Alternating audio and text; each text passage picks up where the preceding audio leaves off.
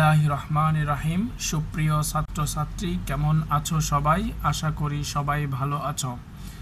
Greenfield school and কলেজের online ক্লাসে সবাইকে স্বাগতম। আজকে আমরা যে টপিকস নিয়ে আলোচনা করব সেটি হচ্ছে একটি কবিতা। কবিতার নাম হচ্ছে কপোতাক্ষ নদ। দেখো, কবিতার নাম হচ্ছে কপোতাক্ষ নদ। এই কপোতাক্ষ নদ লিখেছেন হচ্ছে মাইকেল মধুসূদন দত্ত। কে লিখেছেন? মাইকেল মধুসূদন দত্ত। দেখো, আমরা হচ্ছে এই কপোতাক্ষ নদ সম্পর্কে আজকে বিস্তারিত আলোচনা করব। তার আগে হচ্ছে কবি পরিচিতি সম্পর্কে একটু জেনে নেই।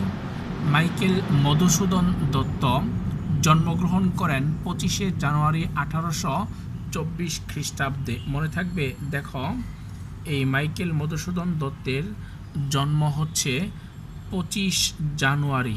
ওকে, দেখো, 25 হচ্ছে জানুয়ারি 1824 খ্রিস্টাব্দ। 1800 হচ্ছে 24 খ্রিস্টাব্দ। মনে থাকবে, 1824 খ্রিস্টাব্দ। জন্মস্থান হচ্ছে যশোর জেলার কেশবপুর থানাধীন সাগরদাড়ি হচ্ছে গ্রামে। তার পিতার নাম হচ্ছে মহামতি মুন্সী রাজনারায়ণ দত্ত এবং মাতার নাম হচ্ছে জাহ্নবী দেবী। এবং তার দেখো শিক্ষা জীবন হচ্ছে কলকাতার Lalbazar grammar school, Hindu college এবং পরবর্তীতে বিশপস কলেজে ভর্তি হন। তিনি ব্যারিস্টারি পড়ার জন্য বিলেতও গিয়েছিলেন। কে? মাইকেল মধুসূদন দত্ত।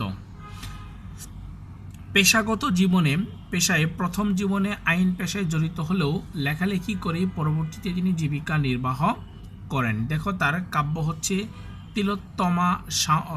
তিলোত্তমা সম্ভব কাব্য, মেঘনাদবধ কাব্য, ব্রজঙ্গনা কাব্য, বীরাঙ্গনা কাব্য, চতুর্দশপদী কবিতা বলি। ঠিক আছে।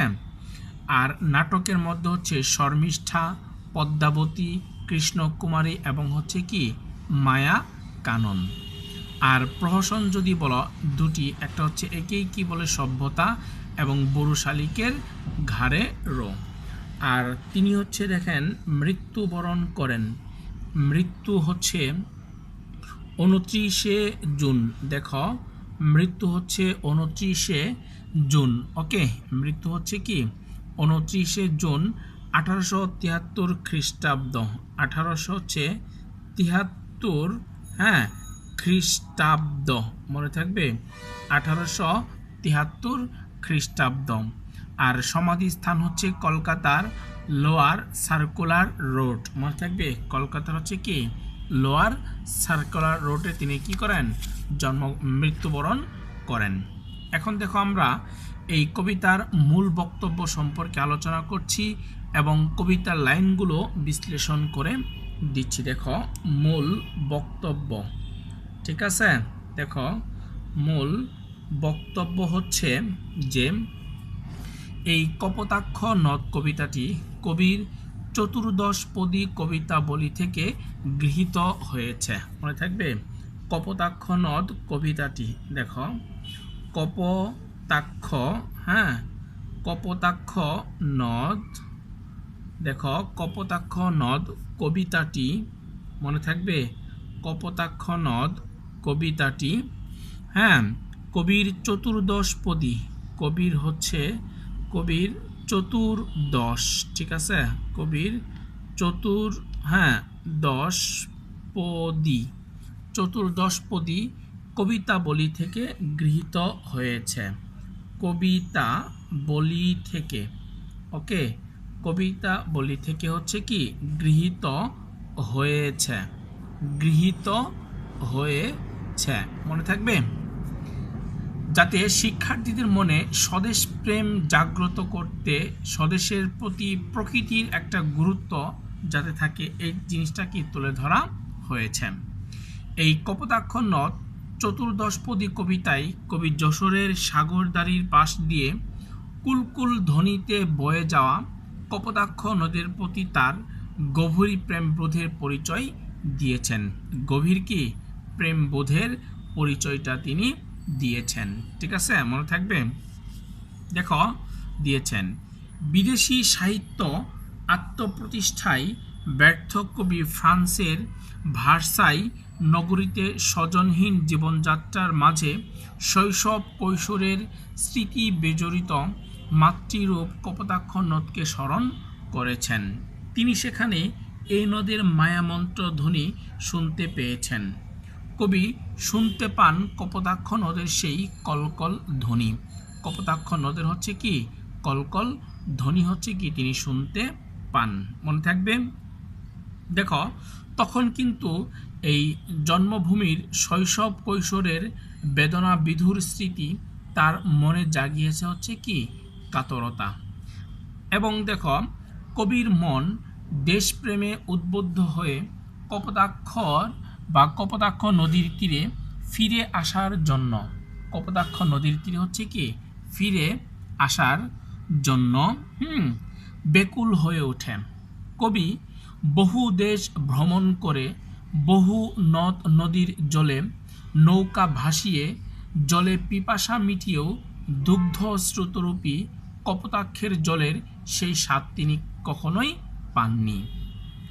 কারণ হচ্ছে জন্মভূমির এই নদ যেন মায়ের স্নেহ ডোরে তাকে বেঁধেছে, কিছুতেই তিনি তাকে ভুলতে পারেন না। মনে থাকবে, কিছুতেই কি তিনি তাকে ভুলতে পারেন না।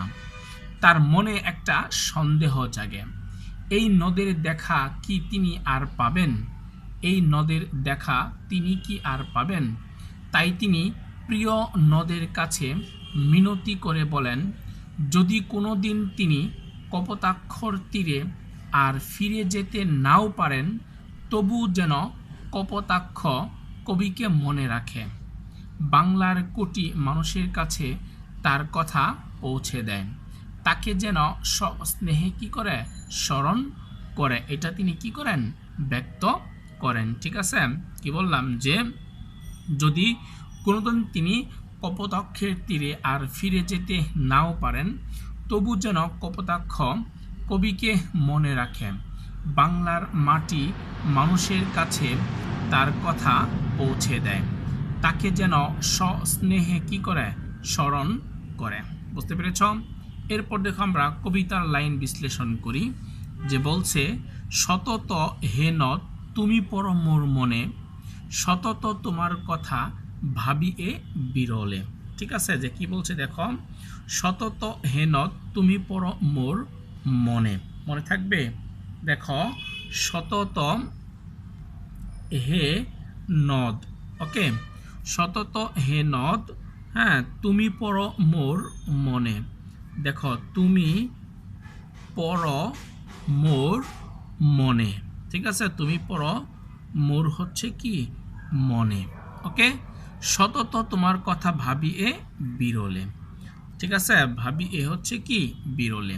কারণ কপোতাক্ষ নদ কবি মাইকেল মধুসূদন দত্তের সাগরদাড়ি গ্রামের পাশ দিয়ে বয়ে যাওয়া হচ্ছে কি নদ। শৈশবের নানা স্মৃতি, হ্যাঁ, শৈশবের হচ্ছে কি নানা স্মৃতি কবির মনে ভিড় করে।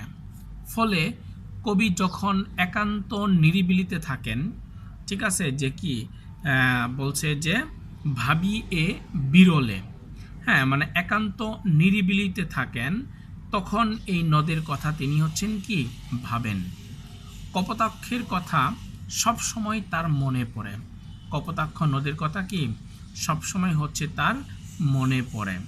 প্রবাসে রূঢ় বাস্তবতায় কবি স্মৃতিকাতর হয়ে পড়েছেন। কপোতাক্ষের স্মৃতি তাকে ভাবিয়ে তুলেছে। মনে থাকবে, কি বললাম, কপোতাক্ষের স্মৃতি হচ্ছে কি তাকে ভাবিয়ে তুলেছে। তারপর দেখো, সতত যেমতি লোক নিশার স্বপনে শুনে মায়া মন্ত্রধ্বনি, তব কলকলে জোড়াই একান আমি ভ্রান্তির ছলনে। মানে হচ্ছে রাতে মানুষ যেমন ঘুমিয়ে স্বপ্ন দেখে, দেখো রাতে মানুষ যেমন কি করে ঘুমিয়ে স্বপ্ন দেখে, মায়া মন্ত্র ধ্বনিতে আবেগে আপ্লুত হয়। ঠিক আছে, কবিও অনুরূপভাবে কপোতাক্ষ নদকে নিয়ে স্বপ্নের বিভোর হন। স্বপ্নে হচ্ছে কি বিভোর হন। স্বপ্নের মতো কপোতাক্ষের সব সুখ স্মৃতি তাকে ভাসিয়ে নিয়ে যায়। তিনি নদের কলকল শব্দে বয়ে চলা অনুভব করেন। তিনি যেন স্বপ্নের ঘোরে কপোতাক্ষ নদের সেই কলকল ধ্বনি শুনতে পান। মনে থাকবে, সেই কলকল ধ্বনি হচ্ছে কি তিনি শুনতে পান। বুঝতে পেরেছ? তাই বলছে দেখো যে রাতে মানুষ যেমন ঘুমিয়ে স্বপ্ন দেখে। ঠিক আছে, যে দেখো রাতে মানুষ যেমন রাতে মানুষ যেমন ঘুমিয়ে স্বপ্ন দেখে। দেখো ঘুমিয়ে হচ্ছে কি স্বপ্ন দেখে। মনে থাকবে, ঘুমিয়ে যেমন কি করে স্বপ্ন দেখে। মায়া মন্ত্র ধ্বনিতে আবেগে আপ্লুত হয়। মায়া মন্ত্র ধ্বনিতে, দেখো মায়া মন্ত্র ধ্বনিতে কি হয়, আবেগে আপ্লুত হয়। আবেগে আবেগে হচ্ছে কি আপ্লুত হয়। মনে থাকবে, আবেগে আপ্লুত হয়। আপ্লুত হয়। ওকে, কবিও অনুরূপভাবে কপোতাক্ষ নিয়ে স্বপ্নের বিভোরে যান। এরপরে দেখো, বহু দেশে দেখিয়াছি বহু নদ দোলে, কিন্তু এ স্নেহের তৃষ্ণা মিটে কার জলে। দেখো বহু দেশে, দেখো বহু দেশে দেখিয়াছি, বহু দেশে দেখিয়াছি বহু নদ দোলে, কিন্তু এ স্নেহের তৃষ্ণা মিটে কার জলে। দেখো মিটে হচ্ছে কি কার জলে। এই লাইনের ব্যাখ্যা হচ্ছে, দেখো এই লাইনের ব্যাখ্যা হচ্ছে যে প্রবাস জীবনে কবি বহু নদ নদী দেখেছেন। কি বললাম, প্রবাস জীবনে কবি হচ্ছে কি বহু নদ নদী হচ্ছে দেখেছেন, কিন্তু আর কোনো নদীর জল কপোতাক্ষের মতো তৃপ্তি দিতে পারেনি। কপোতাক্ষের মতো কি তৃপ্তি দিতে পারেনি, কারণ শৈশব কৈশোরে কপোতাক্ষই ছিল তার প্রাণ সখা। কপোতাক্ষই ছিল কি তার হচ্ছে প্রাণ সখা। এই নদের সৌন্দর্য অনুভব করে এই জলেই তার স্নেহের তৃষ্ণা মিটেছে। এই জলেই কি তার স্নেহের তৃষ্ণা মিটেছে। বিদেশের কোনো নদ নদীর জলে কিংবা সৌন্দর্যে কবির যে তৃষ্ণা মেটেনি, ঠিক আছে, কবির যে হচ্ছে কি কোনো তৃষ্ণাই নিবারণ হয়নি। ঠিক আছে, এরপরে দেখো, দুগ্ধ শ্রুতরূপী তুমি জন্মভূমির হচ্ছে কি স্তনে।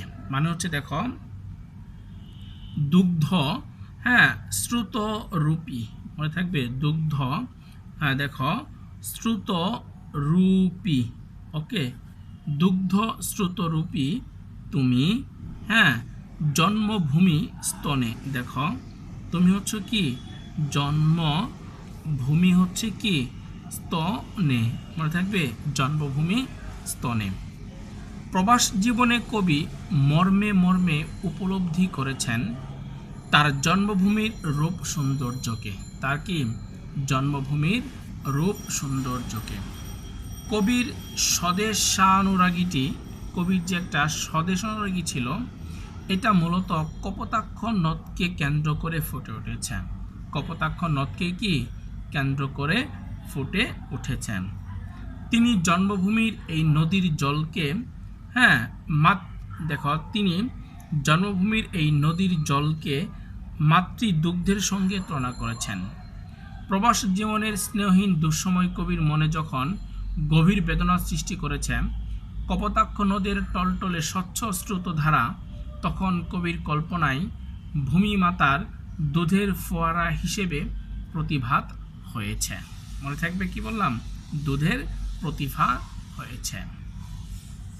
আর কি হে হবে দেখা যতদিন কি যাবে। কি বলছে, আর কি হে হবে দেখা। দেখো আর কি হে হবে দেখা, ঠিক আছে, আর কি হে হবে দেখা যতদিন যাবে। মনে থাকবে যত দিন হচ্ছে যাবে। ওকে, যত দিন যাবে। কবি এর মানে হচ্ছে কবি স্বদেশ ছেড়ে প্রবাসে গিয়ে শৈশব স্মৃতিতে কাতর হয়ে পড়েছেন। শৈশব স্মৃতিতে কি কাতর হয়ে পড়েছেন। বাস্তবতায় ফিরে এসে তার মনে জেগেছে নানা সন্দেহ এবং হচ্ছে কি সংশয়। হাজার হাজার মাইল দূরে থাকা কপোতাক্ষ নদের সঙ্গে পুনরায় তার দেখা হওয়া নিয়েও সংশয়ের শেষ নেই। দেখা হওয়া নিয়েও কি সংশয়ের শেষ নেই। আবার বলছি যে কবি স্বদেশ ছেড়ে প্রবাসে গিয়ে শৈশব স্মৃতিতে কাতর হয়ে পড়েছেন। বাস্তবতায় ফিরে এসে তার মনে জেগেছে নানা সন্দেহ এবং হচ্ছে কি সংশয়। হাজার হাজার মাইল দূরে থাকা কপোতাক্ষ নদের সঙ্গে পুনরায় তার দেখা হওয়া নিয়েও সংশয়ের শেষ নেই। তিনি কি আবার সেই শৈশব কৈশোরের স্মৃতি জড়ানো কপোতাক্ষ নদকে দেখতে পাবেন? সেই স্মৃতি জড়ানো কপোতাক্ষ নদকে কি আর দেখতে পাবেন? এরপরে দেখো, প্রজা রূপে রাজরূপ সাগরের দিতে বাড়িরূপ কর তুমি এ মিনতি গাবে। বঙ্গজ জনের কানে শখে সখারিতে নাম তার এ প্রবাসে মজি প্রেম ভাবে।